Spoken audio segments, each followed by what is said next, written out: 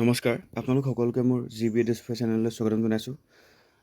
আজি এটা খুব গুড নিউজ আপোনালোকৰ কাৰণে। আমাৰ GT থাৰ্ড মেৰিট লিষ্ট আজি প্ৰকাশ পাব আমাৰ।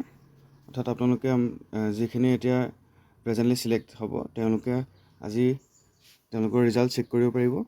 তেওঁলোকে আজি আমাৰ দিনৰ 11টা বজাৰ পৰা তেওঁলোকে নিজৰ মাৰ্কশ্বিটসমূহ ডাউনলোড কৰি ৰিজাল্টটো চাব পাৰিব যে তেওঁলোক চিলেক্ট হৈছেনে নাই বা তেওঁলোকৰ ভেৰিফিকেশ্যনৰ কাৰণে ভেনুটো আহিছেনে নাই। যদি ভেনু আহিছে তেতিয়া আপোনালোকে চিলেক্টেড হৈছে। আৰু আপোনালোকে এই madhyamik.assam.gov.in এই ৱেবছাইটটোত গৈ আপোনালোকে চেক কৰিব পাৰিব। আৰু তাৰ কাৰণে আপোনালোকৰ এপ্লিকেশ্যন নাম্বাৰ আৰু পাছৱৰ্ডটো দি ৰিজাল্ট চেক কৰিব পাৰিব। আৰু আপোনালোকৰ এই যিখিনি আজি চিলেক্ট হ'ব তেওঁলোকৰ ডকুমেণ্ট ভেৰিফিকেশ্যন হ'ব 21/8/2025, অৰ্থাৎ 21 আগষ্টৰ পৰা আপোনালোকৰ ডকুমেণ্ট ভেৰিফিকেশ্যন আৰম্ভ হ'ব।